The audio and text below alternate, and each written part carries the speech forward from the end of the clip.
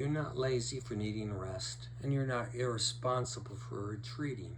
You're obedient. Because the truth is, it doesn't all rest on your shoulders.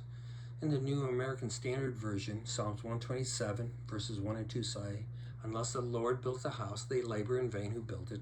Unless the Lord guards the city, the watchmen stay awake in vain.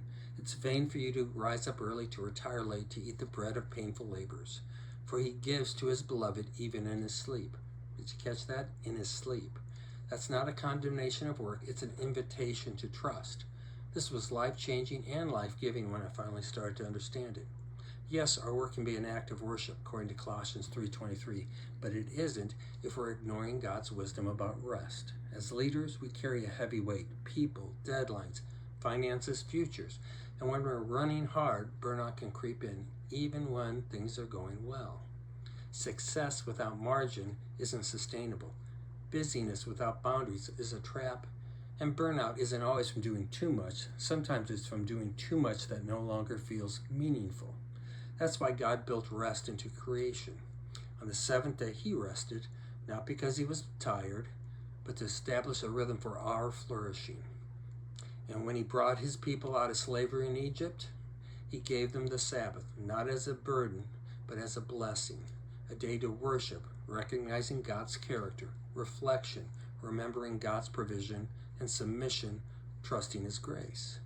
Jesus affirmed this in Mark 2:27-28 when he said, "The Sabbath was made for man, and not man for the Sabbath. So the Son of Man is Lord, even of the Sabbath." In other words, rest is a gift, not a restriction. God gave us the Sabbath to bless us, not to bind us. It's how we recenter our lives on the Lord of the work, not just the work of the Lord. And here's the leadership truth. If we don't rest, our teams won't either. We set the pace.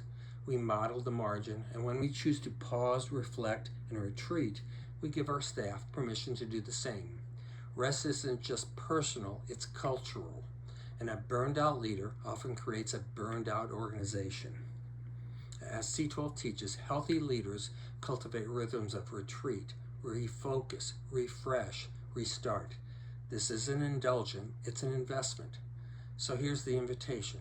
Take a Sabbath, schedule a retreat, not because the work is done, but because you trust the one who never sleeps. Let your team see you cease striving. Let them learn that rest is sacred. Let them see that you lead with wisdom, not just hustle. At C12, we believe great businesses are built by rested, rooted leaders.